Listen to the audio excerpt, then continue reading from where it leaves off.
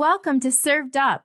This podcast is where hospitality meets leadership and where we take an honest look at the business of beverage. I'm Bridget Albert. I've spent my career building cocktail programs, mentoring rising talent, judging competitions, and advocating for women in our industry. I'm joined by my co-host, Eric Heemer, one of only 5 people in the world to hold both the Master Sommelier and Master of Wine titles. His depth of knowledge and global perspective brings tremendous insight to every conversation. This is Served Up.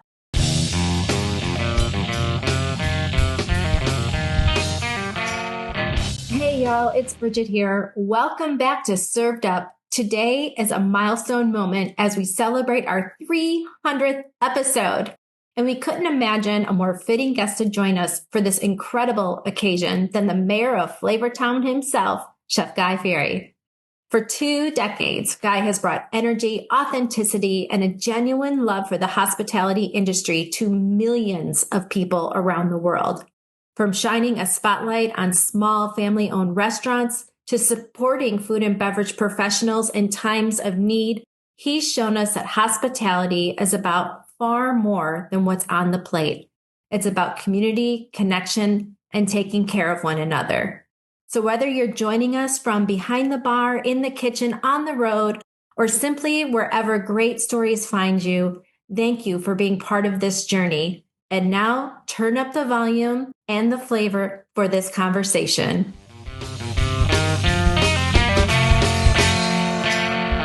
Guy, welcome to Served Up. We're really excited to have you on our 300th episode.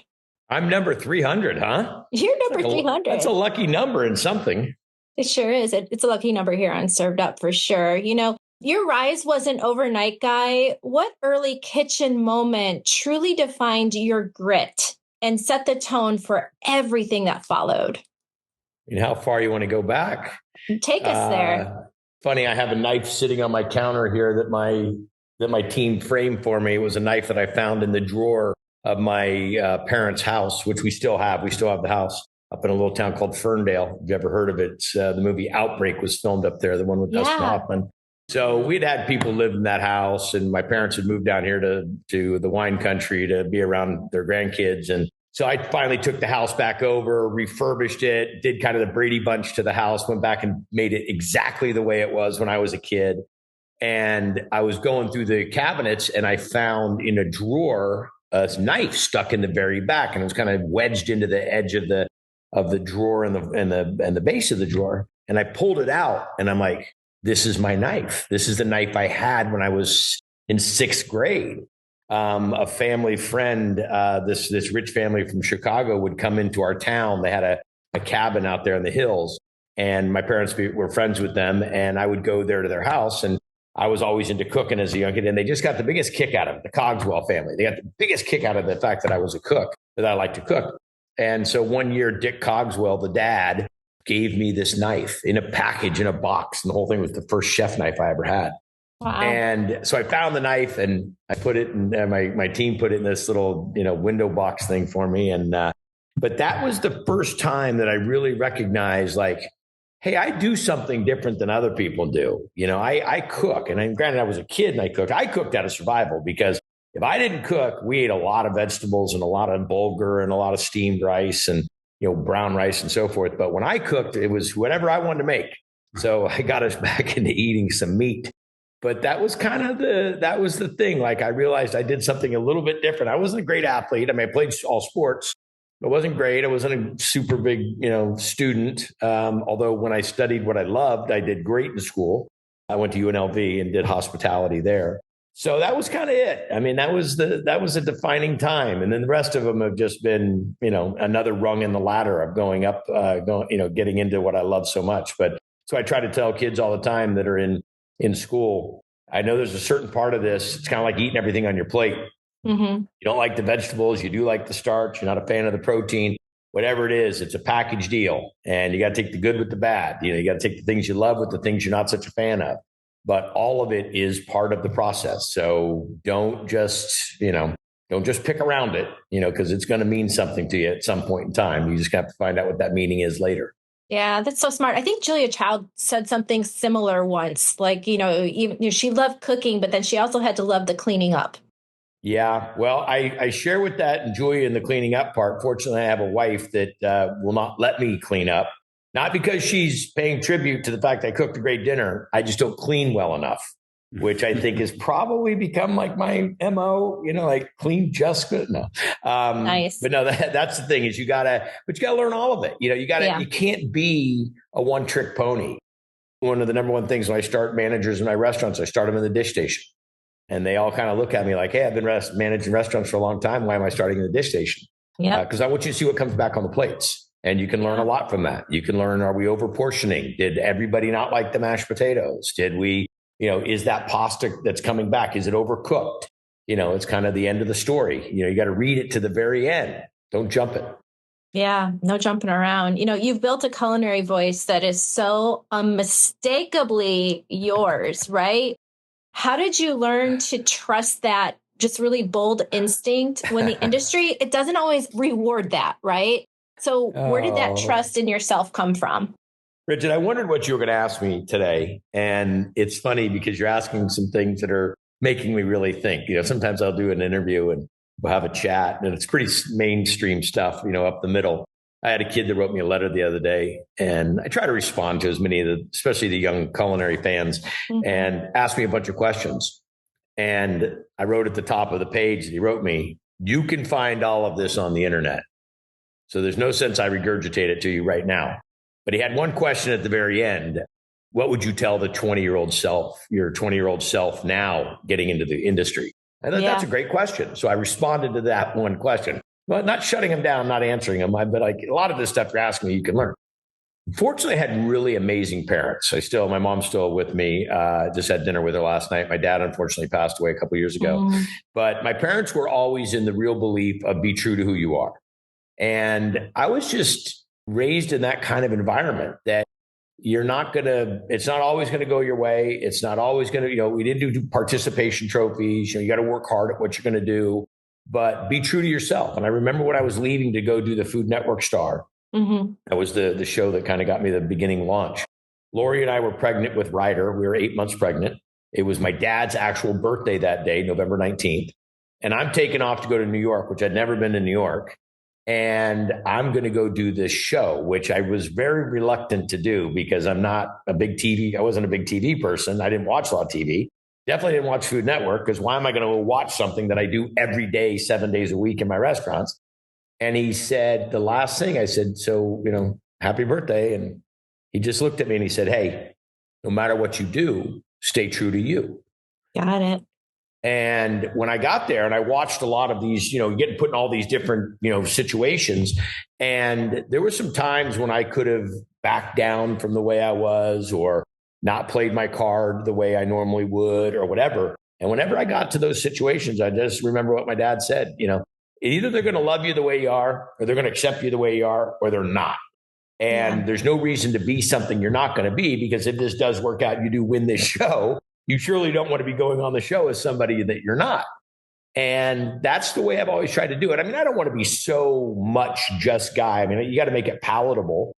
But staying true to who you are, I think, is probably one of the best things we can ever do for ourselves. Because at the end of the game, at the end of the story, at the end of the road, who do you want to be? You want to be somebody that was kind of curtailed into being something, or are you going to be the same person?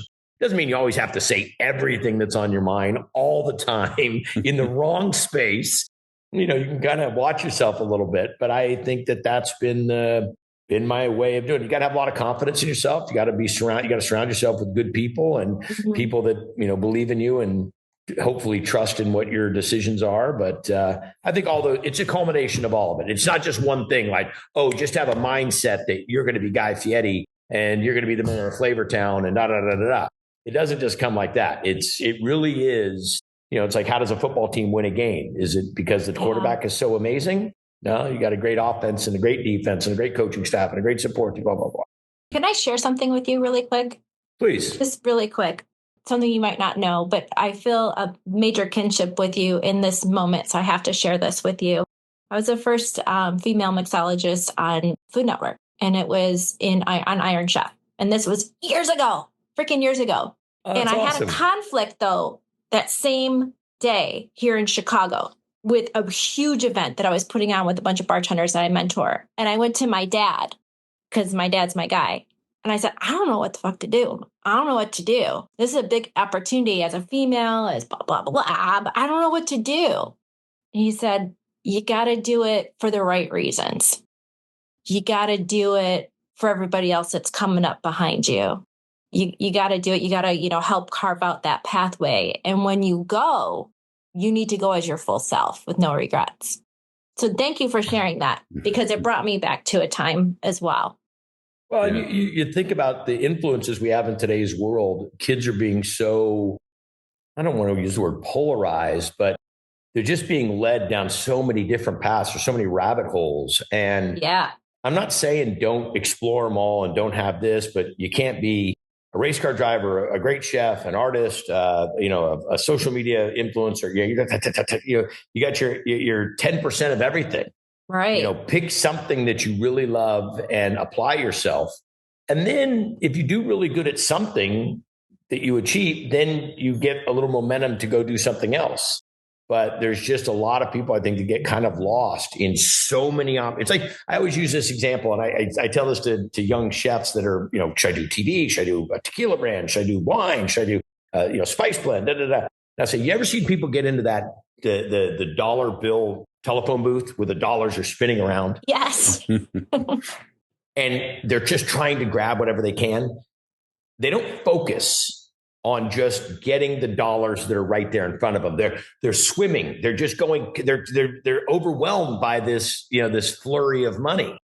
And I think that people probably given some strategy to it, like go to a corner and trap the money. I don't know what that is, but to me it seems like that. Like if you stay focused in one area and do really good at that, then that's probably going to open up the doors, because you need to feel what success is, and you need to feel what it's like to work hard and apply yourself and stay focused on the project and work in that direction. And there will be plenty of opportunities to do other things, but sometimes people will be, people come to me and say, it's not working. It's not working. Okay, well, let's back up for a second. How much time are we applying to this? How much effort are you in achieving this? And there will be a million excuses. Well, I'm so busy with this. I'm so busy with that. I got this. And I can't help you then, because, if you're going to want to learn to ride the bike, you got to go put some time in on the road. You got to go out there in the driveway and take some bumps and bruises. You can't rollerblade and ice skate and skateboard and one wheel and all these different things. You eventually you might learn them all, but it'll be a long process for that to happen. So yeah, amen for doing that, by the way, Bridget. That's fantastic. It's not easy. Eons ago. Mixology. I remember when mixology was kind of the hocus pocus, like, what are we doing? We're going to make up new drinks. Like, new drinks are a real thing. And now you look at this mixology that are really chefs, the bandwidth and the knowledge that mixologists have and the creativity that they come up with. I tell people all the time, I know you want to go in and order your vodka soda, but you know what? Give it a shot. They made a whole menu about this. And these mixologists have some just incredible imagination. And I remember the first time we were doing a Santo event with Southern. I was in Las Vegas with Sammy. We were at Southern's headquarters, and they brought out the Fieri Fieri. And I'm looking at this drink made with our mezquila, and the half Blanco, not the half Blanco, but the Blanco Mezcal mix that we do. And I'm reading the list of ingredients, and one of them says Guy Fieri's brown sugar bourbon barbecue sauce. And I'm like, this is bullshit. Oh my God, what are we doing? This is a mixologist trying to get my attention because we're using Guy's barbecue sauce. So I got to taste it. I can't not do it. So I take a sip of it, and it's got this tahini kind of spiced rim around the edge of it. I must have had 10 of them. Probably shouldn't be saying this on this interview right now. It's fine. I drank it and I'm like, hold on. You're kidding me. Because the smokiness of the mezcal with the smoky sweetness coming from the little, maybe half a teaspoon of barbecue sauce was so perfectly paired. It's like it just opened up, and it just made the mezcal in the mezquila so recognizable, but not too smoky. But and I stood back and I went, wow, eat your words, buddy. You really got a lesson there. And it's still one of my favorite drinks that we've ever made. That's amazing. It really is. It's so great. It really is. Guy, I want to turn the page a little bit and talk a little bit about... Yeah, we've kept you out of this, Eric. It's just been the Bridget and Guy show, but we'd love to hear from you. That's okay. Bridget gets things rolling, and she got you rolling, and now I get to counterpunch a little bit here. But first and foremost, I have to say that my wife and daughter and I have been watching Triple D since the inception, 2006, or I think it was 2007. Almost before electricity. Yeah, it seems like a long time. And you've aged very gracefully, I must say. You look the same as you did back in 2007, but we've visited several of the diners, drive-ins, and dives that you've featured on your show, and it's amazing the power that it has, the publicity it's brought to these establishments. I was up in Hudson Valley last October, and way back on season 1, you visited the Ever-Ready Diner in Hyde Park, and they still talk about it. We sat down at the table, and our server comes over and says, "By the way, did you know that we were featured on Diners, Drive-Ins, and Dives?" And there it is. It's sort of yellowed in the corner of the menu, but it's still there. So, I mean, you've literally turned these places into cultural landmarks. And I often wonder, is there a secret that you have to honoring the authenticity of these locations, but still make great TV that we want to watch? I mean, how do you do that? How do you work that magic? Well, the toughest thing, Eric, is when a buddy calls and says, "Hey, I know you're going to such and such a place, and you got to check out this restaurant. You got to check it out." I say, "Okay, what's it about?" And they'll tell me, and they'll go through this, and I'm like, "Okay, I'll look at it." Well, unfortunately, we get there, or before we do a little research on it, and I have a great research team. I mean, that analogy that I was using is it's not just the quarterback that wins the game; it's the entire team. Mm-hmm. I mean, quite honestly, I am the spark to the dynamite, but my whole team is the dynamite. So I'm just a kind of a little glittering thing that's sparkling in the side if I didn't have them. So no, it really is the team that makes it fly. But we do a lot of investigation, a lot of research on them, as much as we can do before we speak to them. Mm. But if they're known for chicken noodle soup, that's like their claim to fame, and they're using chicken bouillon to make that chicken noodle soup, maybe not so much. Right. 3 components to the show: the character, who we're cooking with, who owns it, what they're about; the story, how did it come about, what are they, why are they; and the food and the authenticity of that. I'm not saying it has to be rocket science. I'm not saying that everybody has to be using an immersion circulator. I'm not saying that it has to be high end. It just has to be true. So if they're a dumpling house and they make dumplings, do they make the dumpling dough or do they buy it? That's a big thing. So sometimes the subtlety, the simplistic pieces. Oh, it's a great place. It's been open for just a year. Typically, we like to give it a little more time than that. So there's a lot of components that go together. And, people will say to me, I'll run into every day it happens. "Oh, I know when you love a place and when you don't like a place." I say, well, if I don't like a place, you don't see it. That ended a long time ago. If I don't like something, you're not. What I'm going to say? Hey, come on down to this place. Right? This one sucks. And people say, well, you're the food review guy. No. I'm not a food review guy. I'm not a food critic. That's not what I am. I'm you. I'm doing what you do. I want to go to places and I want to have the experience. It's more than just consuming the food. It's consuming the experience. And that's what we try to do on Triple D. And, we've been to over 1,600 locations, 550 shows. That's bananas. That's great. I'm sorry? I said, that's bananas. 1,500. We talk about, I should have the Guinness Book of World Records. I don't know why we haven't got it awarded yet, but I can prove that I've been to every single restaurant I said I've been to.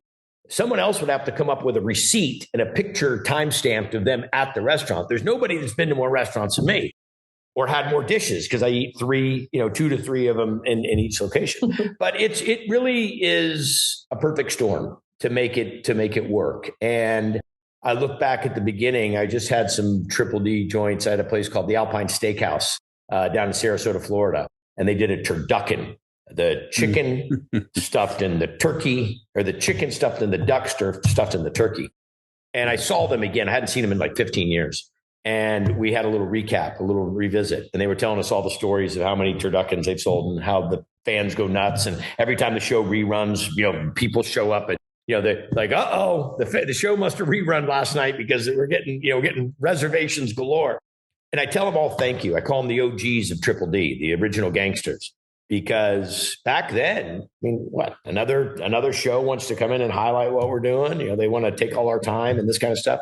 So these people really made an investment and gave me an opportunity. And then it's, kind of gone on the way it's gone on. But it's, and I tell people all the time, please, I'm not the one. You're the one. You're the restaurant. You're already doing what you're doing. All I'm doing is shining a light on you. You're already superheroes. You're already making people so happy. You're already fulfilling family events and birthdays and funerals and weddings and, special, whatever it may be, or making your community feel good or giving jobs to people. Yeah. So there's so many facets to what makes these places amazing. And all I am is the guy that just shines the light on it. So I don't want to take all the accolades and all the, and all the credit, because it's really a big army of people that make it happen. And it's all these mom and pop restaurants. I will be honest with you though, Eric, after about the second season, I said, oh shit, what's going to happen? We're going to run out of these places to go to.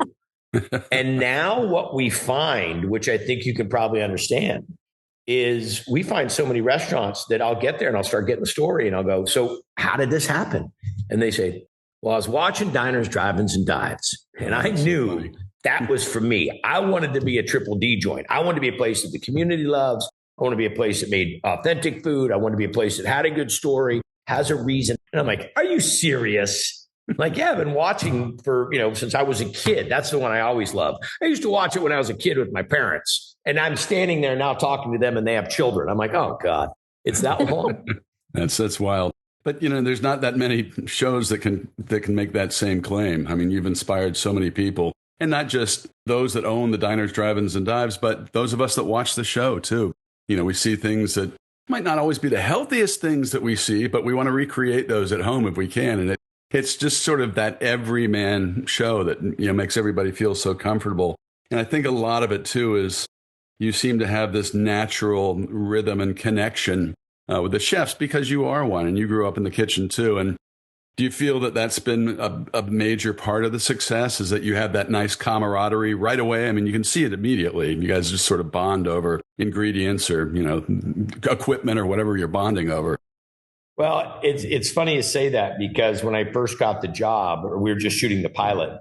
The first location we ever did was called the Bayway Diner in Linden, New Jersey. And Mike Junta, who owns it, he owns the building still, not the diner, not the business. But, the producer at the time says, go in there and, interview this guy and ask these questions. He had a whole list of questions.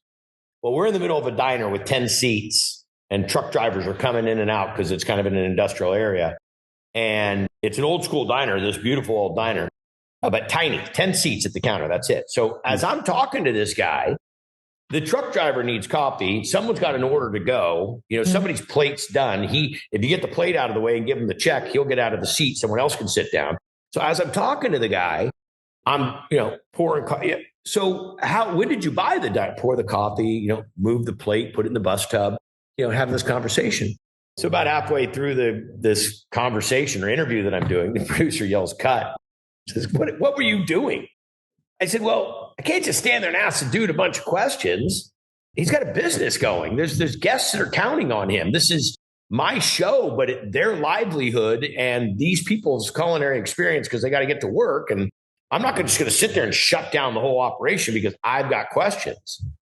Kind of took a beat. He said, can you do that again? I said, I do that stand on my head. That's what we do in the restaurant business. How many life stories and problem solvings and things that have happened in the middle of us cooking with, 50 tickets on the board. That's what the restaurant life is. So knowing the language, coming from the environment, you understand how to make it work. And, chefs are really good at telling you certain parts about what they're doing, but I have to get the entire story. Yeah. So I know I know what the recipe is. Mm-hmm. I know what the dish is. So as they tell me about one aspect of it, a lot of times I'll come in and bridge the part they're not talking about. And then they'll tell me another aspect. And then I bridge the next part. And then we go. So what happens is it becomes seamless. And the guest at home, the viewer, you and your family get a chance to have this full engagement versus them just spot piecing the recipe together. We're like, oh, what just happened then? Okay, well, stop. Why did that taste that? How did it taste? I fill in the gaps. So it's kind of a partnership. I know where they're not, I just fill in what they're not going to say. And that's kind of proven to be, I think, one of the secrets to success about how this works. Wife's home, dogs are barking. Attack dogs. The meanest you can get, a Chihuahua and a Frenchie. Oh, vicious. Yes, nice. Really. I have 2 running around here myself. It's really interesting to me because you really do champion the kitchen, but the everyday kitchen, which to me, I mean, it's just so important. So how much of that is, instinct, and how much of that do you really feel as you're doing this, that you're really shaping how America values our food culture? Is it just instinctual to you because you're out there doing it? Yeah, it's funny that Sammy Hagar is my business partner on our Santo Tequila. And when I watch Sammy play music, he has Acoustics for a Cure, a concert that he does every year in San Francisco, and all these great musicians show up. I mean, you name it, they show up. And I watch these musicians get on stage together and just play music like somebody's song, but they all fill in how to play the song. And I'm like, Rick Springfield's up there playing, Jesse's Girl, and everybody else is right along with it. And how do they do that? Yeah. And your husband, Bridget, is a musician. He probably has that talent where he can hear what's going on and know where to get involved. And that, as a chef, that's kind of what we know. Like, I can see what somebody's doing. I can read what they're doing. I can see the end result. I can taste it. And I can play the music backwards in my head.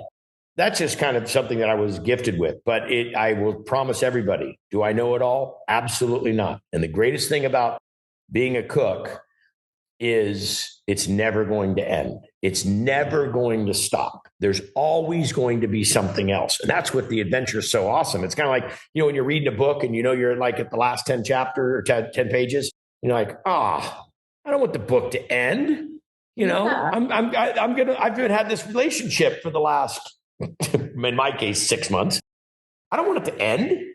Well, that's the fortunate thing for me in the world of food, is it's never going to end. And I love inspiring people to try new things and to think outside. I say it all the time about someone that says they don't like tequila. I say, why don't you like tequila? I said, have you tried, Santo Tequila? We're additive free. We have no sugar. We have no color. We have no glycerin. We are just really good tequila, great tequila that's made from ripe Weber Blue Agave. Oh, I don't like tequila. I said, when did you start not liking tequila? When you were in college, 25 years ago, and you were drinking only one kind of tequila and you were doing too much tequila? That sugar hangover will get you. Well, the same thing goes with food. People say, I don't like Brussels sprouts. I'm like, hold on. Why? Let's talk about your lack of love for Brussels sprouts. Well, how'd your mom make them? She boiled them. I don't like Brussels sprouts either boiled. Roast them. Hit them with a little lemon juice at the end. Give them a good, salt. Toss them in some salt and pepper and roast them hot at 450, on a baking rack, so the air gets underneath them. So you get this nice, crispy, crunchy, Brussels, quartered. So I think that's one of the things that I get a big inspiration of, is debunking these issues or mystic feelings or whatever they may be about where people are with food. Don't tell me you don't like something and hold your ground on. Don't die on the hill for this one, because you know what? I'm going to put you to it, and we're going to figure out how to make it and how to figure out how you're going to like it. Yeah. Yeah. Before we dive into, and we are going to, into all things Santo, and I'm excited. I love it. It's a great product. I want to just give you some flowers right here and right now, because you did more during COVID for hospitality than anybody else. And I was watching from the sidelines. I'm like, go, guy, go with your foundation. It was amazing, the good work that you did and how you gave back. You really stood in and you stood up and you gave back to so many of us who needed that. Even just to see it, it was just so completely inspiring. That's how Served Up came to be, truly, during COVID. Like, we need to jump in and stand in and do our part, right? And to see you out there doing it and continuing to do it for hospitality, man, it is so important. And so where does that sense of responsibility come from for you? Because others could have been doing it as well and chose not to, but you did it and you continue to. There's a thing about it. It's kind of, thank you, by the way, that gives me goosebumps to hear it because it's something that's happened and we've gone to, next levels of stuff. But I think I give all that credit, the foundational credit, to my mom and dad. We grew up in that little town, Ferndale, and huge community of people supporting one. There's only 1,400 people in the town. The little football team, the high school's got 100, 150 people in it. And the little football team from Ferndale went and won the state championship with most of the players playing offense and defense. And a lot of kids from the junior varsity team coming up to play on the varsity team just so they had enough players to go to the championship. But it was growing up in that kind of environment, that kind of community where you got involved and you helped out, you participated. And I remember standing on the front porch of my house, getting a call from a friend of mine in Sacramento and said, hey, by the way, they're going to close all the restaurants down in like 2 days. And I just felt this overwhelming pressure on my heart, just making me feel like I'm 2 days notice. We're going to have walk-ins full of food. We're going to have people counting on paychecks next week. We're going to have guests that are got events coming. We can't pull the plug on the restaurant business. It's more than just people eating. This is a lifeline to the community. I was in shock. So the next morning, I was on my elliptical. I do a lot of my best thinking on my elliptical. I'm a little ADD. So I talk and walk. I walk and talk. Like I usually pace. Like this is kind of chaotic. Sit down in one spot. But I called my dad and I said, hey, I got to do something. I got to do something. I said, I'm going to have my assistants go out and buy a bunch of gift certificates to the local restaurants and just to get some money in their accounts, knowing that this is coming. He says, that's a good idea. So I'm on the elliptical a little bit longer. My dad calls me back and he says, well, can't just do the wine country. He says, you kind of got the whole state, is going to be under the gun. Like, yeah, I got it. So how much can I put on my black card? I buy $1 million worth of stuff. He goes, what are you going to do with all the gift certificates? I said, I don't know, give them the rescue mission. There's going to be a lot of people that are going to need that. They would be a good group to disperse it. That's a good idea. So I call my team. I said, okay, let's start thinking about this on a global level, mom and pop restaurants, buying gift certificates, and everybody's just kind of swimming like, oh God, what's it going to put us into? So by about the time my hour's up, my dad calls me back and says, we got to think bigger than this. And I said, yeah, I was thinking about that. I said, Dad, I got to do this on a nationwide level. He goes, what are you going to do? I said, I haven't figured it out yet. So I went to my attorney, Riley Largeson, who's a great guy, does all my restaurant deals. And I said, can you get me the email for all the heavy hitters that are in the industry that have been making money off the restaurant business? Pepsi, Coke, Uber Eats, Amazon. Can you get me these emails? And he said, yeah. Why? And I said, well, I got an idea. And I said, I'm going to send it to you once I finish it. So I stood in my kitchen right here. I put a dry erase board up there and I did my research about every company that I made a pitch to about how much money they made off our industry and how many businesses they're in and what their influence is and how much they need the restaurant business. And so I made individual videos, about 45 seconds to a minute long, 45, and I said, hey, Pepsi, this is Guy Fieri. And as you know, our industry is taking a huge hit. We're going to get closed. And there's, 2 million people that work in this business that are going to need some help.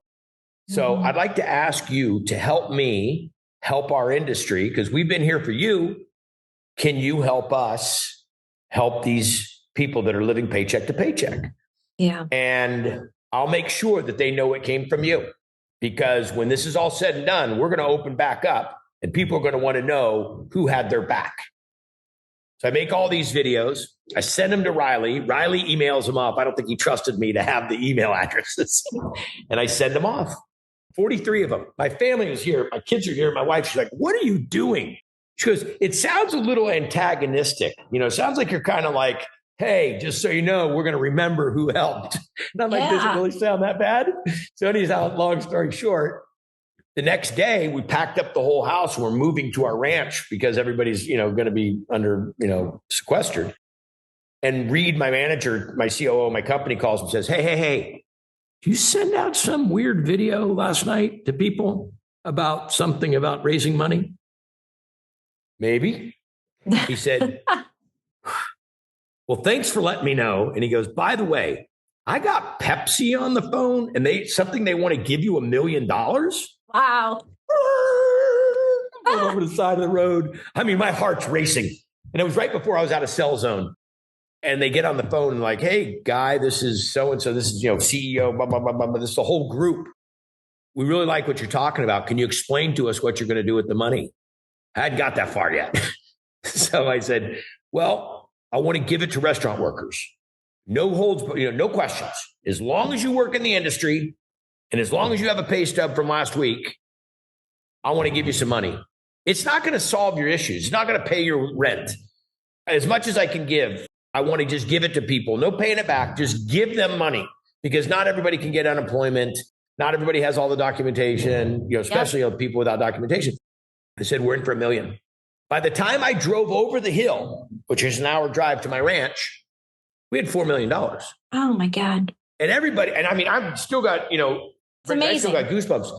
So I talked to Jock Condi, who's the president of the California Restaurant Association, a very dear friend of mine. I said, Jock, I need to talk to the National Restaurant Association. He says, why? I said, I got $4 million.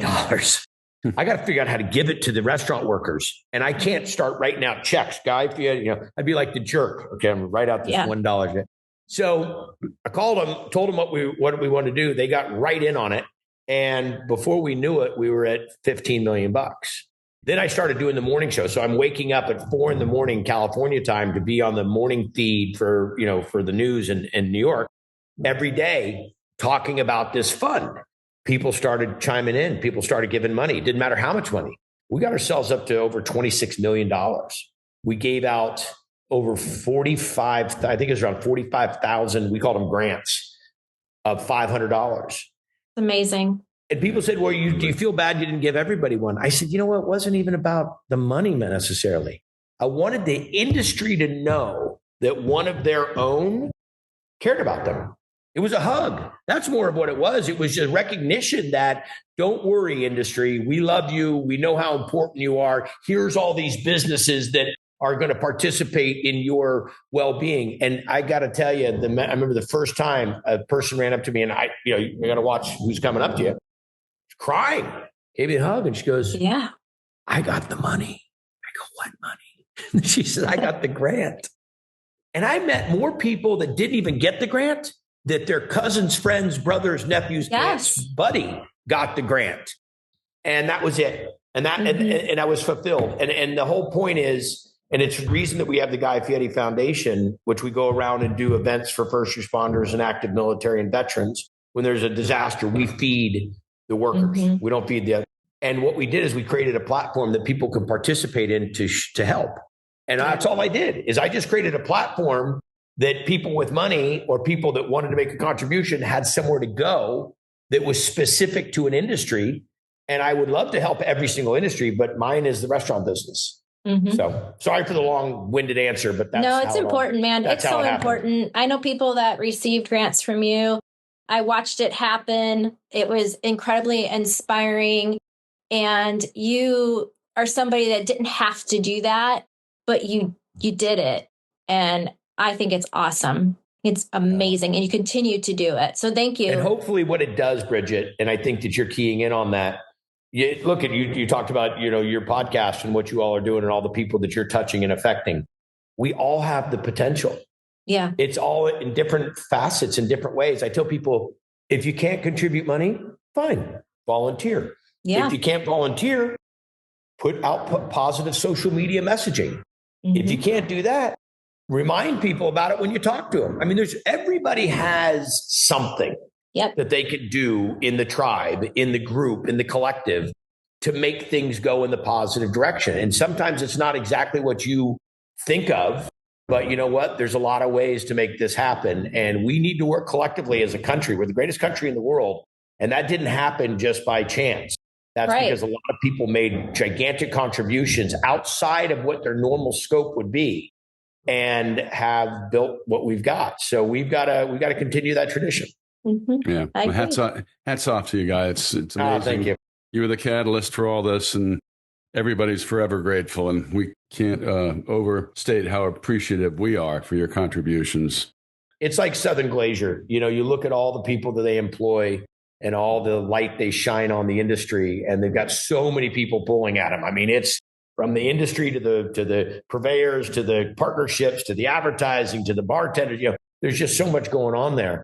And they could simply do what they do and stay in their lane and just deliver. But they give you the bandwidth to go and have this opportunity and share other messages that are going peripherally around this industry. And we all have that ability. We just need to sometimes pivot a little bit and not just get stuck on this is all we do. I'm not a fundraiser guy. I don't know anything about that. I didn't know anything I was doing. But I was going to do something. Sure the hell wasn't going to sit there and watch it go down. I'll pick up maybe it's only a teaspoon that I'm doing to throw water on that flame, but sure the hell do that versus just stand there and watch it burn down. Yeah. So let's talk spirits, Guy. Let's talk a little bit about the creation of Santo Tequila.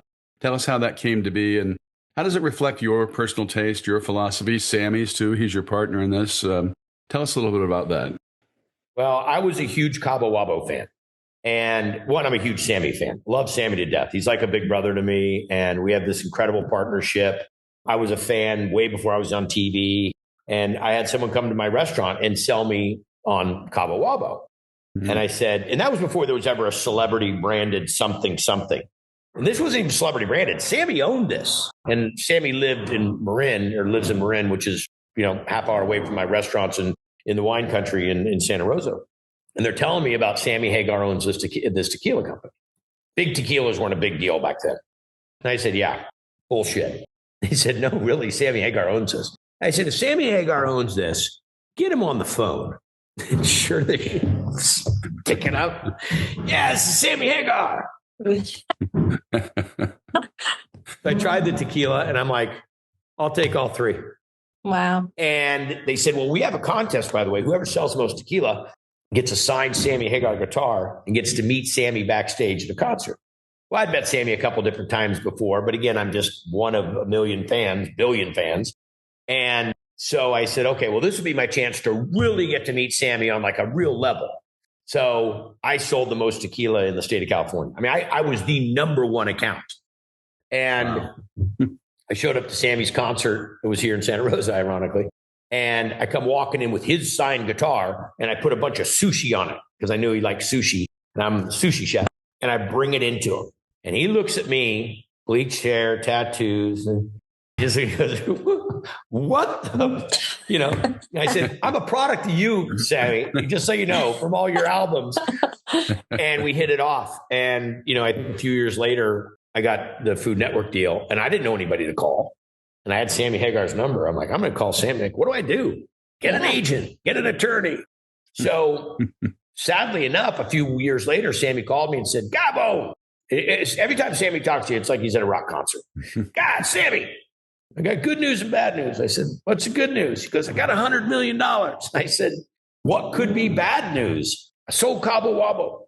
I'm like, I got 40 cases of Cabo Wabo in my garage waiting to go to my restaurant. He says, oh, man, I'm so sorry. Still Cabo Wabo.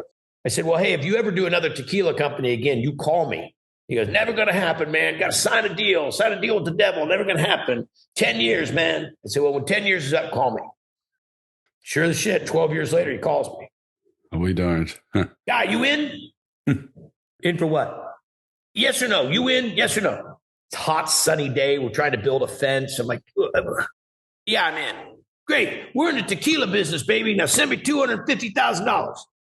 Little did I know it would turn into a lot more than $250,000. But Sammy and I both had the same principles. We wanted to make great tequila.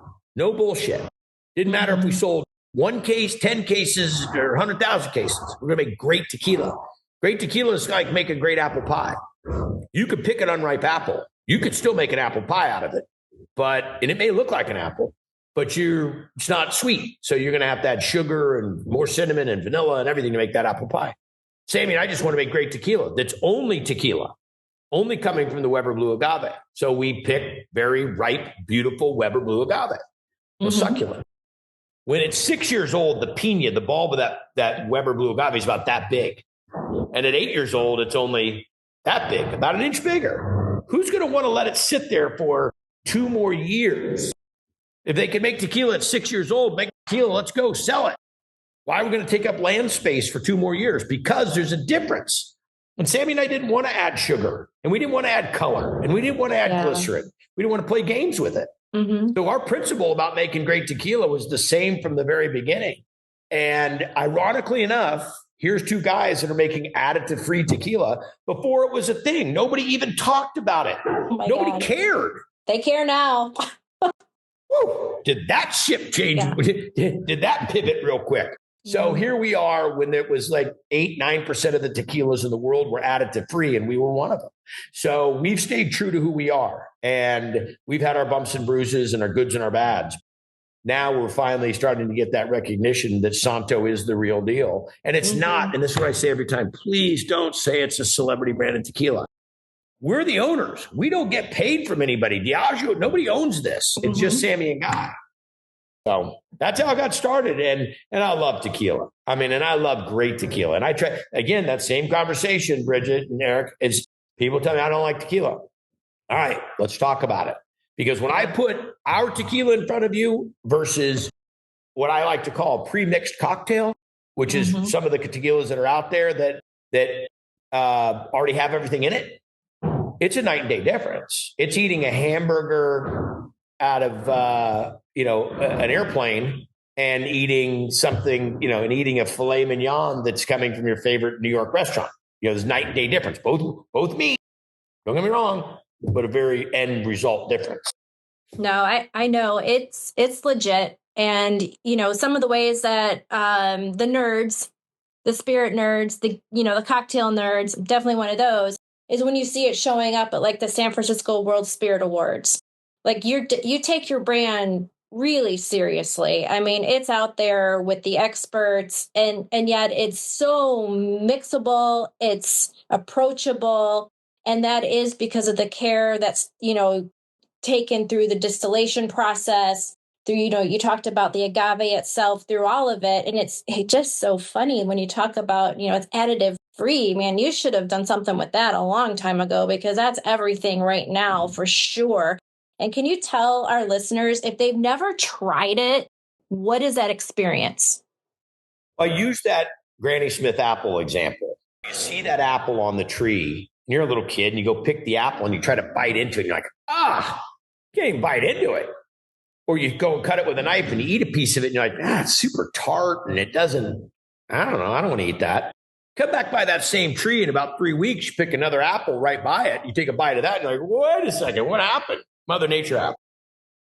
The reason that the only thing tequila has been ever made out of is the Weber Blue Agave succulent is because through trial and time and experience, people figured out this is the only thing you can make really great tequila out of if you want to really have that tequila flavor.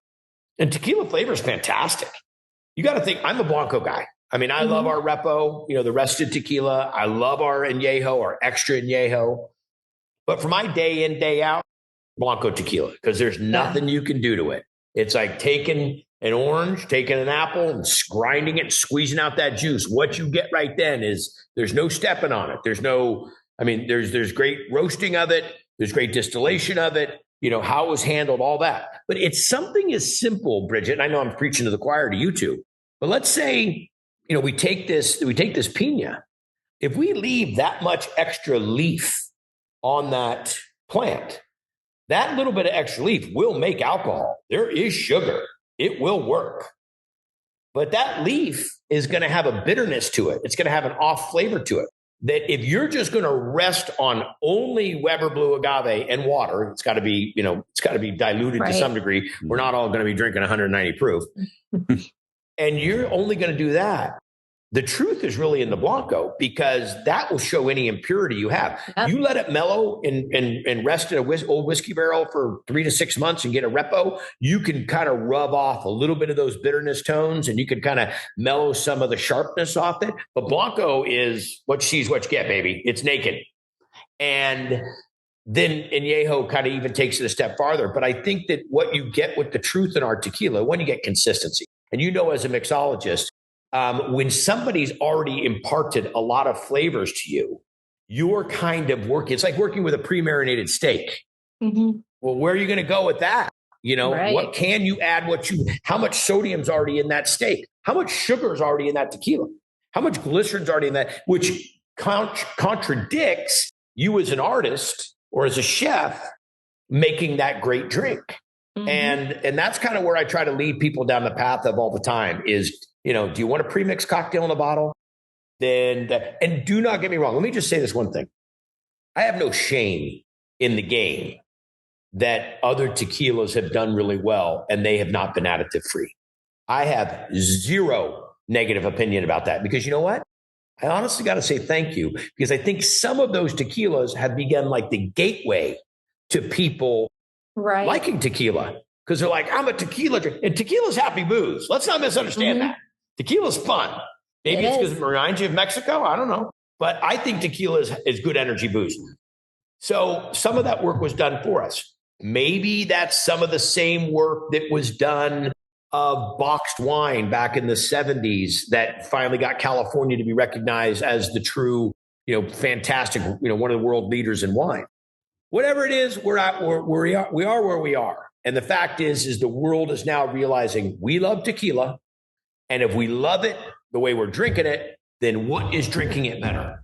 What is the next step in the evolution of me being a tequila aficionado? And even if you're not taking tequila on as your life passion, everybody wants the best. Everybody wants to know what is the next level. And so that's what's happening for us now, fortunately, is people are coming around and saying, wait a second, this is what tequila tastes like. Wait a second, this is what rested tequila tastes like. Wait a second, this is what a tequila tastes like when it's aged for a year and a half. Oh, wait a second, this is what I drink this at the end of the night on ice with a great cigar. Or I'm going to have this with dessert. Or this is clean and fresh, and I can make a really nice, vibrant cocktail with it. So it's a happy time to be. There's been some rough times when everybody and their mother was in the game, and all you had to do is put your name on it if you were a celebrity. Mm-hmm. But I think that those have all been flushed out, and we're kind of down to the truth. We're getting done with the tequilas, as we like to call it. I love that. Yeah.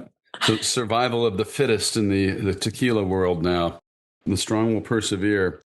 Guy, I was pretty amazed to read this the other day. I was not aware of this. You wear a lot of hats, but one of the many titles you carry is winemaker, which is amazing. Can you tell us a little bit about your vineyard and the wines you make?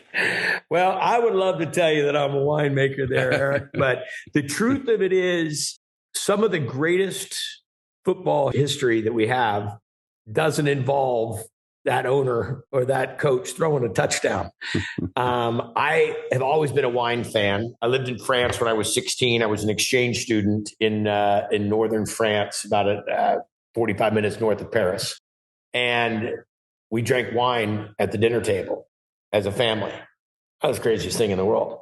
You can go buy booze when you're 5 years old in France. I don't know, 5, 6 years old. I mean, there's just they don't have the same laws that we have. And It wasn't also, you go into high school, there were no keggers when I went to high school in France. It was the craziest thing. But we drank wine.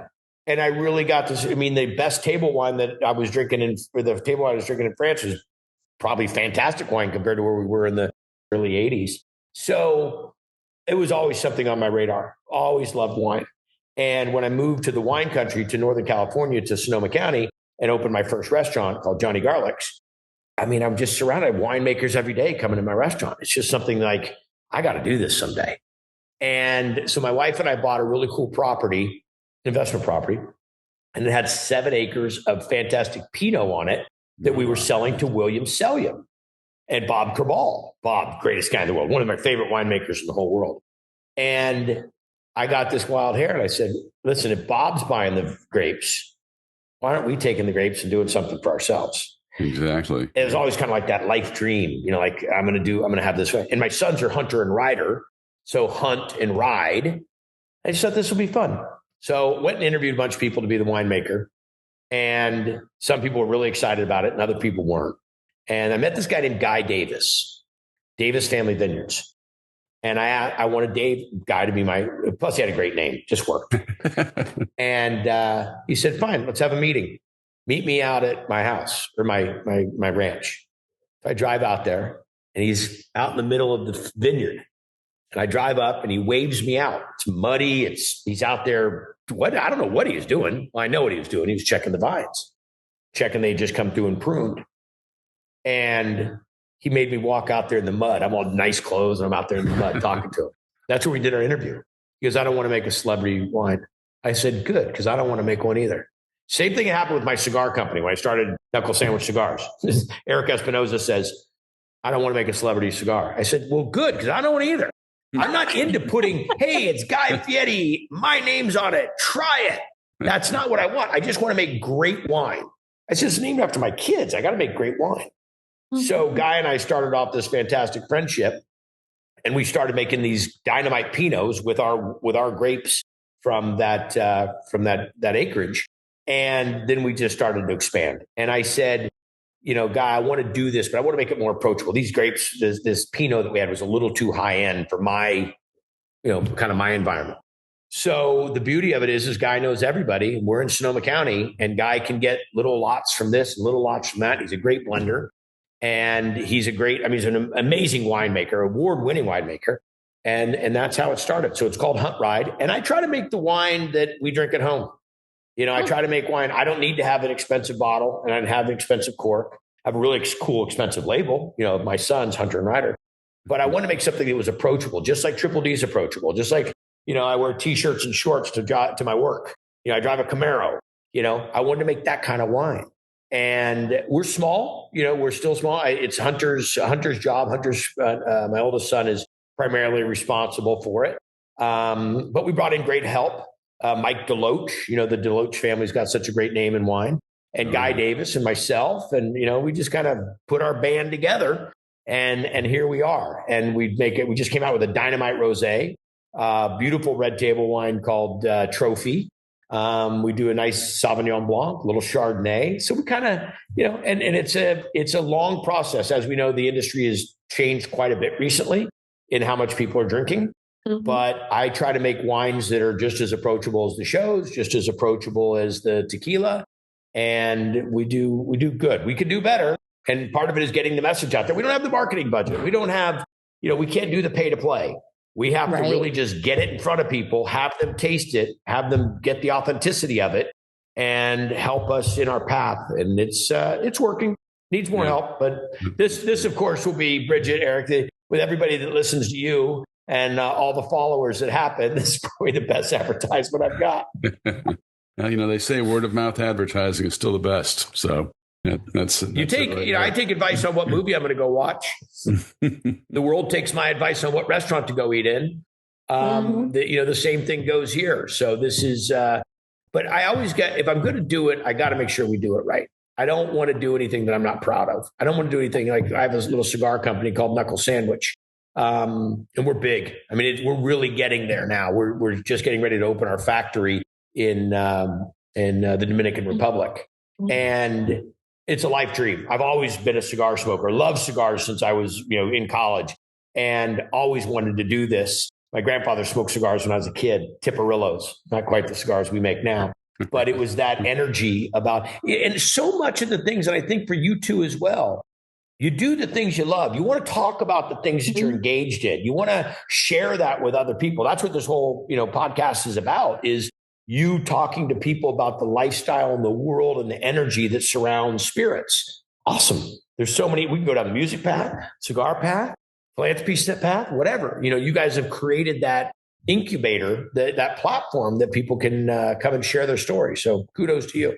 Well, thank you. That's probably the best advertisement that we've had so far. And thanks for making it on the 300th anniversary of Served Up. This is the 300th episode anniversary, I should say. So, well, I saw everybody that was in the top 5, and they were kind of early on in the career of this. Mm-hmm. So now that I've eclipsed them by at least double, we're going to make 300 hit. I want 300 to be in that top 5. So let's go after. Let's tell them some secrets that they don't know. I don't know that there's any. There you go. Well, Guy, thank you for taking this time to be with us. It was a fascinating story. You've got just an incredible career, and I know you're not winding down anytime soon. I look forward to the next adventure in the life of Guy Fieri. And thanks again for being on the show with us. Well, I appreciate this, and it's definitely an honor. And I'm a big Southern fan. I think that they've really made a lot of careers and a lot of people, a lot of brands really super successful. And that's the thing that we're counting on. Mark's a good, the Chaplains are great people, have some really funny stories of when I was inducted into, some experiences. But I'll say this to you. And I think that it's something that, kind of resonates with this whole conversation that we've had. Turning people onto this podcast, like giving people the point of education. Education is probably where people miss it. So the Brussels sprout story, it's the tequila story. And fortunately, what you're doing is giving people a chance to learn the other sides of it, because unfortunately, we can get bad information. We can get bad intel. We can get bad advice. We can go be suckered into seeing the wrong movie. Mm-hmm. But, what you're doing and what you're offering people and this other perspective, and life is short. We want to do the right things at the right time with the right people, enjoying the right food and the right beverage. And I think that that's something that we can never stop learning. And as soon as you stop learning, you kind of stop living. And I encourage people to share this podcast, talk about Santo Tequila, talk about hot ride wine, and talk about, the engagement that takes place. Because as soon as you think you know it all, you're definitely not the right, what's that old saying? If you're the smartest guy in the room, you're in the wrong room. That's so true, man. I just want to wish you guys just some great health and a lot of peace. And thank you so much for coming on Served Up. Tell me when it's 500 or 600 or the 1000th episode reunion, and we get a whole panel of people here and we do a marathon or whatever it is. But I really appreciate being invited. This is a blast. I talked to you all day long. I've definitely overspoken my time, a lot of time that you had for me. So good luck, Kyle, in editing that. And I'll just see what ends up on the cutting room floor. Thank you, Guy. We won't take up any more of your time. You're wonderful. Appreciate you, man. Really do. I really appreciate all your hard work. Thanks for listening. Served Up is brought to you by Southern Glazers Wine and Spirits. Produced by Zunu.online. Music by We Killed the Lion can be found on Spotify. Make sure to subscribe to be notified of our future Served Up episodes. Cheers.